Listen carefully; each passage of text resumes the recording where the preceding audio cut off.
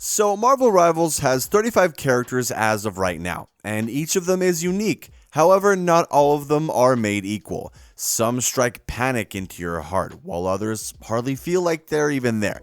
Now, after spending a whole lot of time playing the game, I want to rank every character not based on how good they are, per se, rather how annoying they are to play against. I like to use Psylocke, Storm, and either Atom or Cloak and Dagger, so your list might be different depending on who you use, but I think we can still agree on a lot of these. And just as a disclaimer, I'm not factoring in these characters at their best because all of them can be used very effectively in good hands, but this is just a general experience of my time coming up against all of these characters, so don't pull up saying shit like, well, if you came up against a good, insert name here, then you'd probably place them higher. No, none of that. It's not about which characters are better in the sense of a tier list, it's simply which ones are the most annoying. We'll start with the least, of course, and then make our way to number 1. Alright, so now let's get the first character off the list so we can move on to the one that's actually a little controversial. But at number 35, we have Scarlet Witch. Okay, number 34, you don't think that's right? Oh, okay. No, so Moon Knight is actually at number 35. The reason being is that he's super easy to kill when you flank him, and he spends most of the time throwing onks at the ground, so he's not really doing anything of significance. The only way that he can actually do something is if the team just decides not to go after him, and so yeah, we're gonna keep his ass at 35. Next up, we have Black Widow. The reason why Black Widow is above Moon Knight is simply for the fact that she's a little harder to deal with if you flank her, simply because if she shoots you at a closer range, she's gonna cook you in one shot, and she's more agile and she has a smaller hitbox, so a little more difficult to flank, but all things considered, if you sneak up on her, she's gonna die pretty quickly, so there's my reasoning for that. And at 33, we've got our first Vanguard, Magneto. Now, hear me out. So he's severely underpowered and slower than the time it takes women to respond to me. Not only in movement, but in his attack as well. There's a slight delay in all of them, which leaves him too vulnerable. His shield doesn't last as long as Doctor Strange's or Groot's walls, so it leaves him the odd man out when you combine his movement and recharge rate. Not to mention aiming. It's a nightmare if you're left hanging and need to hit anything. He's a good character under the right circumstances, but I can't say that I choose him over the other Vanguards that exist. And then another first onto our list is Adam Warlock, our first healer. Now, out of all the strategists, I have to admit, he is the easiest to kill because he's not very mobile. He doesn't have the healing range of someone like Luna, Dagger, or Loki, and his staff is not very great to aim with. But his recharge really makes no sense. It's coming from him. Pause? Yeah. Anyways, he does more for other characters than himself, so when you come up against him, you can take advantage of the sporadic aim and recharge to get closer to him. It also does him no favors that he has a wider hitbox than the other strategists, so I feel like he's the worst at defending himself, but great at helping his teammates. Does that make sense? I hope so. And now we're getting into some of the duelists because there are a few discardable ones. Magic is one that least bothers me of the following 3, simply because she needs to have the jump on you to kill you, and that places her in a lot of 1v1s. Because she isn't in the heat of the action, I find that you just need to be patient. Every Magic player uses her stepping discs to try to confuse you, but against my Psylocke, she meets her match. I know supports probably won't agree with me because of how much she abuses and harasses the backline, but considering how much damage someone like Mantis or Loki can still do, she's beatable if you're, well, patient. Following her is Iron Man. The only reason he's above Magic is because he's literally above Magic, because he can fly. And even then, he's a flanker's dream because he has bad mobility, and a few backshots when he's not looking will distract every Iron Man player since they're strangely super petty people and are like insulted when someone even tries to kill them. I've taken out more Iron Man as Psylocke than I probably should have. Besides, every single one of them is just hoping nobody notices that they're in the air. And if you do, an Iron Man can be neutralized pretty easily. The Punisher being on this portion of the list might be a surprise to some of you because of how obnoxious his kit and ultimate are. But because he's so massive, his hitbox makes him easier to kill. Like Iron Man, he's betting on nobody flanking him because he's behind everyone, trying to get easy picks. But if you catch him off guard, he won't have many options to escape. He'll pray to God the smoke and shotgun do the job, but by the time he realizes it, he's probably switched to Black Widow. Sometimes I choose to play as a support and see that the Punisher is having a little too much fun, so I have to switch to Psylocke to humble him. And now we get into the mildly infuriating portion of this list, because the characters here should be easy enough to kill, but sometimes the people that use them throw in a little surprise, so you have to adapt. For example, Squirrel Girl. People have really been learning how to use her jump in the most, advantageous or appropriate time when I'm fighting her as Psylocke, and because my damage fall off is pretty drastic after a certain point, it's not very great for me. So I've learned to be very careful with Squirrel Girl and trying to avoid her splash damage so I can get in and get the hell out. As for Captain America, he can be a problem solely because he's hard to kill. So he's a Vanguard with a lot of mobility, and to be able to take him down, it's going to require like 2-3 characters, and that can do a lot of damage to your team dynamic because, you know, you might be pulling away the healers to deal with the Captain America, yada yada yada. So he's a problem, but he's not necessarily going to be as much of a problem as someone like Iron Fist or Black Panther, which is going to make the whole backline scared shitless. When they see Captain America, they're going to be like, oh, there's Captain America. And even if he uses his ultimate, nobody's going to be necessarily intimidated. So it's a balance of just being kind of a nuisance and distracting players, but not necessarily taking them out as effectively as some other characters. Now, this other character I've been having a lot of problems with, and I just wanted to ask you guys if you've been having a lot of problems with Hawkeye too, huh? Hawkeye is kind of like Black Widow in the sense that he can one-tap you if you try to flank him, but he can also one-tap you if you're not trying to flank him because, you know, hitboxes are broken. But he also has the benefit of not having to reload, whereas characters like Adam Warlock have inherent abilities that they have to reload. It doesn't make sense, but yeah, I think we can settle on the fact that Hawkeye is annoying, but you can take him out relatively easily if you just use your mind. So let's not overrate this bum. And now we have Storm, which is an interesting character because she's not particularly good at attacking on her own because she's not mobile and can't get herself out of sticky situations, nor is she great at taking damage. So she's typically placed right behind the front line where she can buff everybody. However, if you catch her out of position, you can kill her pretty quickly. So I have to take that into consideration. On her own, she's not as much of a nuisance, but definitely I think this is the proper position for her considering who's coming up. And next up on our list is our second healer, which would be Jeff. Now, I get it. His ultimate is crazy. However, you can avoid him getting his ultimate if you just flank the team and kill him, right? He can't avoid you as well as someone like Luna or Mantis can, nor can he really hurt you as badly as they can, emotionally and physically. And so I feel that there's a lot of flaws that he has that people are quickly learning to exploit, and so I can't really place him any higher. Funny enough, I just noticed that I have 3 other healers following Jeff, so let's just cover them all at once. Now, Rocket is 23, Mantis is 22, and then Luna the Terrorist is 21. The reason why Rocket is third in this group is because his gun isn't that great and he has a recharge ability for his rocket boost, so that can put him in prickly situations, so you have to be very careful with how you use this. However, Mantis and Luna the Terrorist have very, is this going to sound weird? Slim bodies, so narrow bodies.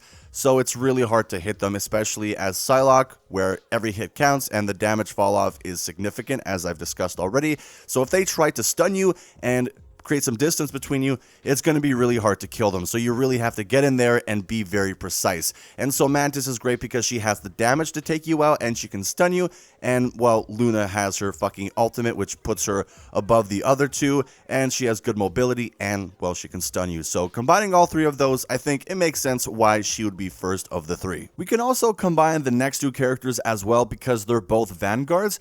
Now, I feel that Thor is more of a nuisance than Hulk because he has the healers providing him support and he can heal himself. So if he's on that front line, it's going to be a pain in the ass to take him down. Now, I would rather deal with the Hulk because he isolates himself more often, and if you can keep your distance with Hulk, you have a better chance of killing him. And because I play Psylocke, if I can just avoid him as much as possible, I have taken down a lot of Hulks in that manner. So it gives you a chance to get rid of him. Meanwhile, Thor is just a pain in the ass to deal with on that front line. So I hope that's reasonable enough. Now, following those two is Wolverine. Now, the reason why I have Wolverine here is because if he catches you in his scope, if you piss him off at any point, he's going to spend the whole game trying to kill you. And that happened to me a lot when I was playing as Storm. So I would kill a Wolverine, and then he would hop up trying to get me with his ultimate. By any means necessary, he wanted to molest me. And so for that reason, Wolverine is here. He will make sure that he gets you no matter what. Meanwhile, a Hulk or Thor isn't going to be too obsessed with you if you're trying to avoid them, but a Wolverine can also heal himself. So as soon as you think that you got his bitch ass, he's going to be like, no, I got you. And he's easy enough to kill. However, you gotta make sure that you have some distance on him, and he's gonna close that distance as much as possible. So fuck Wolverine. The only reason he's not higher is because he dies pretty quickly, since he's just gonna go into the middle of a group of people and he's gonna put himself in a bad position. But outside of that, yeah, you don't want to be 1v1 with this bitch. Invisible Woman is a new addition to the game, of course, but I haven't grown to like her as an opponent. Simply because of her orbs. She can go invisible, go figure, and it's just so hard to kill her. She's very similar to Luna and Mantis because her hitbox is super slim. However, because she can go invisible, she has double jump, which is just an extra problem for me. It's nearly impossible to get her, especially when she puts down her orbs. As Psylocke, I just genuinely decide, you know what, it's not worth it, and try to come back when I have my ult because I know I'm going to get her bitch ass at that point. Placing Venom on this list was particularly difficult because he's a good tank. Definitely good tank. He has more distance than some of the other Vanguards on this list, and he's more mobile. However, the frustration with Venom for me comes with the fact that he will be on his last legs and then he'll disappear. However, when you're on your last legs, he's one of the most annoying motherfuckers to deal with in the game. And, you know, I would put him higher if his ultimate wasn't absolutely useless.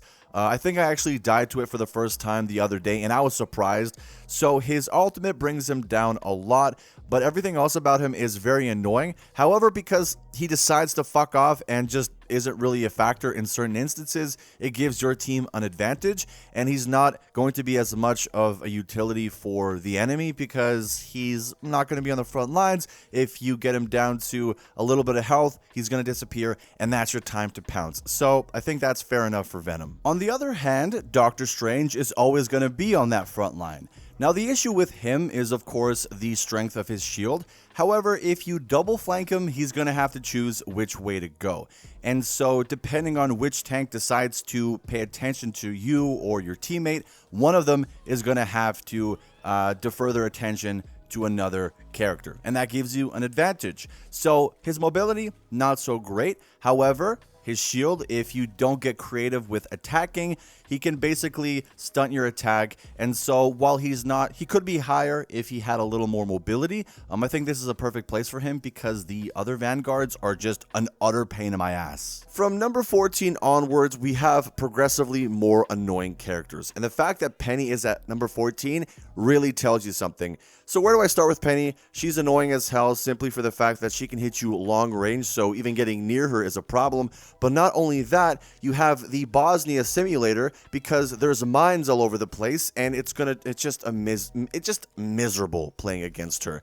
However, there are characters worse than her. I don't need to elaborate more on Penny. We all know why she sucks, and fuck her ultimate. And following Penny is Bucky. You would have thought that Penny would have been top 5, if not top position on my list. However, with Bucky, the thing about it is that he has a lot of flexibility in his abilities and the way that he uses them. So you can try sneaking up on him. However, he has his gun. If he has his ultimate, you might as well forget about it. And the fact that he can pull you back if you're trying to escape is a massive issue for any flanker. And then, of course, not to mention his guns. So trying to kill Bucky, it's definitely possible, more likely than killing a Penny, of course, since she's a tank. However, with Bucky, he's such a slippery character, and I find him more annoying than Penny simply for the fact that he can follow you and bring you back to his position. So there's fucking Bucky. Ooh, and now we have Cloak and Dagger. Oh, this is really gonna start pissing me off. Okay, so Cloak and Dagger, they're kind of like Scarlet Witch, except they can heal themselves and they have auto aim. What's more annoying than auto aim? Someone who can heal themselves. As soon as you think that you got them, you don't. And that's the biggest issue here. But they're not as much of an inconvenience as the other characters, because with Cloak and Dagger, well, like the other healers, you don't have to go up to them, you don't have to interact with them, but this next guy can be a nuisance if he's on your team and on the enemy team. You might have already caught my drift in who it was, but it's Groot. So Groot is annoying because he's hard to kill as it is. He's got distance, he can heal, his ult is underrated, I think, as well as him putting up these walls, which can be placed as a form of attack as well, right? However, when they're placed right in front of you when you're shooting, it not only blocks the line of sight for the enemy, but also for you. So that's become very annoying in a lot of instances where I've had Groots, so you really have to communicate with them, but regardless, that's their job, so it's kind of baked into the whole play style. So Groot's annoying in a different way from the other characters, but no less, he inconveniences you. So when the game first came out and in the initial first weeks, Black Panther was a joke. There was that tickle monster meme that was going around. However, he's just a monster now. Okay, so he can hit you at light speed. People have figured out to hit you with the spears and then molest you like a Wolverine would, and then they're gone. It's super hard to keep up with him, and the only way that you can really stop him is if the healers stun him, and that's if he hasn't killed them already. His ultimate sucks ass though, so he can't be any higher. Following Black Panther is the deadliest healer in the game, and it's gotta be Loki. I mean, he can heal himself, he can place his clones all over the map, and it's just, you just can't take him down. So as soon as you think that you have Loki, you don't, and he's just the ultimate rat. You might be curious as to why Star-Lord is this high on the list, but really, it's simply for the fact that the people that use Star-Lord have this inherent ability to be just pure cunts. It's mainly for his mobility and the fact that he can come down with Blaster Barrage. I think he's the only character who has an auto-aim ability outside of his ultimate, and that bothers me so much because he knows he can't aim for shit, so he comes down, Blaster Barrages you, and it helps him a lot in 1v1 duels because, well, he has the ability to hit you without even having to try. He has good mobility, so it really makes him an extra proper douchebag. I don't even have to elaborate on his ult. I mean, the guy doesn't do anything all game, and then all of a sudden he's like, okay, so we're gonna switch up the whole momentum here, and I'm gonna kill you. Let's just move on. Don't mess with the amazing Spider-Man! And just outside our top 5, we have Hela. Okay, so Hela would have been in the top 5 if we didn't get some of these new characters, but nonetheless, she is just horrible to deal with, especially because she combines 3 different deplorable qualities that I see in characters in this game. So she can hit you with 1 or 2 shots like Hawkeye, she can fly away like Scarlet Witch, and she can stay in the air like Star-Lord when she has her ult. And those are awful things to deal with, especially because she's always going to be in the background, and if you try to sneak up on her, she'll kill you instantly. I can't tell you how many times I've tried to flank her, and I've had her, like I've nearly killed her, and she just 1 or 2 shots me, and I've been on full health, and then I'm like, what happened? So the more we go up on this list, the more I realize that I don't have to explain everything as to why characters are annoying. It speaks for themselves. If you've played the game, you understand it. And Psylocke is no different. So Psylocke, she can go into a backline, harass them, kill them, and you won't even see her coming or leaving. However, I do feel, as someone who's played a lot of Psylocke and has reached Lord status, not to flex or anything, but it's not exactly easy to play her. Now, it appears that way if you catch someone off guard, but if they see you coming, or if, for example, you hit them and then they notice you, then yeah, you got to figure out a way to either back out or keep going. And that's a fine balance to play. Now, a lot of Psylocke players feel that they should be able to kill people relatively quickly. However, with her damage fall off, I think that she's over-hated in that sense, but I definitely get it because when I'm killed by a Psylocke, you can't really do much about it. And so I think 5th place is a fair place to put her. Now, I'm not quite sure why Mr. Fantastic is considered as a duelist because a lot of his qualities are defensively oriented, so he can regenerate his health and he can block shots pretty consistently. And that's what a Vanguard is. So they messed up there a lot. He's kind of like the inverse of Storm, in which she can't attack nor can she defend, but she can provide a lot of buffs for her team. And so it's a strange place that he's in. I think that they really need to nerf him because the way it is, he can get you at long range, he can block hits and deflect them back to other characters, especially if they have ults, so he's certainly broken. And it's kind of ironic that he's number 4 on this list. I swear to you, I didn't even plan that. At number 3 is Iron Fist. I mean, he can fly, he can heal himself, and hit you at rapid pace. At number 2, Scarlet Witch. I think you can all tell where I'm coming from with this one. I hate auto-aim characters. She can fly away, and she can also throw projectiles at you. The thing about Cloak and Dagger is that you don't have to deal with them. Even though Cloak has auto-aim, you don't have to deal with the guy. He's in the back, he's doing his thing, okay? However, a Scarlet Witch's auto-aim is even stronger than Cloak's, and she can fly away, and I don't know how to flank her. If she catches you in her grasp, she's going to come after you. You cannot avoid her. She's like Iron Fist, autistic and annoying. Number 1. I know you didn't expect Namor to be at number 1. I know based on how I started this video, you probably thought, oh, it's Scarlet Witch. Yeah, this is a wash. Nope.